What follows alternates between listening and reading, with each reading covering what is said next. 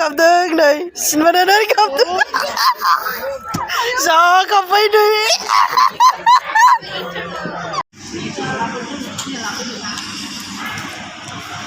बोदो दे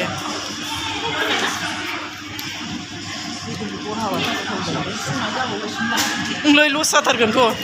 फैसा होनाय थिग गाबोनानैसो खोमोरना होबाव नामा लाइटखौ माबानो लाइट फोजोंना होबाव नामा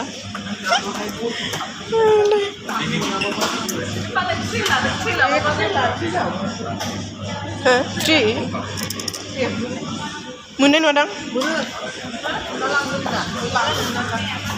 थ्रि मोनो नामा ए हरथ'लाय जा सिङाव लां मोनगोन आंना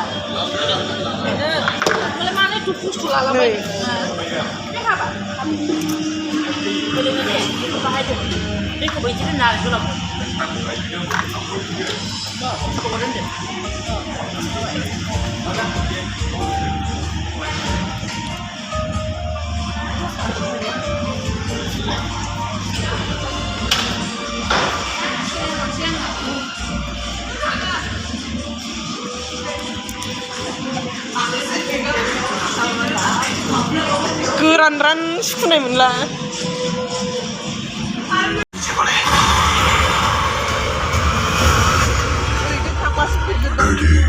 आंहा बे जुलियाव जेबो हेंथा गैया नोंनि खुसियानो आंनिबो खुसिया दा आदा नोंनि अनगा जोंहा रावबो गैया औ आदा नोंनो जोंनि बिमा बिफा आदा नों आब'लिनाखौ लानानै जा डिसिसन लादों मोजाङानो जाखागोन मानोना दिनैसिम जों बिब' बिनानाव साब्रैनि थाखाय नोङो मोजांखौनो सानखाबोदों आरो मोनफ्रोमबो जोनोमावनो जों बिब' बिनानाव साब्रैया नोंखौनो बिदा महरै मोनफिनथों आदा नोंनो जोंनि इसोर बायदि आं थांना थासान्दियाव नोंसोर साब्रै बिनानावनि मेगनाव आं माब्लाबाबो मेगननि मोदै बोहैहोनो हानाय नङा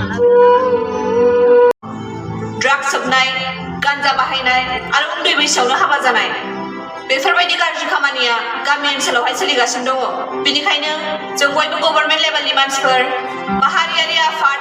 थुनलाइ आफाद आरो आबसु आफाद आरो बेजों लोगोसे जों बयबो गामिनि मानसिफोर जों बयबो खौसेयै खामानिखौ मावनांगोन अब्लासो जों बेफोरबायदि गाज्रि खामानिखौ होबथानो हागोन आरो मोनसे खोथा आङो नोंथांमोनखौ मोनसे खावलायनो सानो जे जोंनि गामियावहाय फुजा मेला जायोबा नोंथांमोना गाव गावनि फिसाफोरखौ हारसिं हगार हरो बेवहायनो बिसोरो हरना गुरना हरनि 2टा 3टा जाबोनानै एन्टि ससियेल खामानिखौ मावनो खाबु मोनो बेनिखायनो आं नोंथांमोनखौ बेखौनो खावलायनो सानो जे नोंसोर गाव गावनि फिसाफोरखौ हारसिं मेलाफ्रावहाय हगार हरनो नाङा आरो हगार हरोबाबो नोंथांमोनहा बिसोरजों थांफानानै 1 घन्टा 2 घन्टा बेरायहोनानै लाबो आरो बेखौ खालामोबा नोंथांमोनहा एन्टि ससियेल एक्टिभिटिसफोरखौ जोंखौ सापर्ट होनाय बायदि जागोन जोब्बाय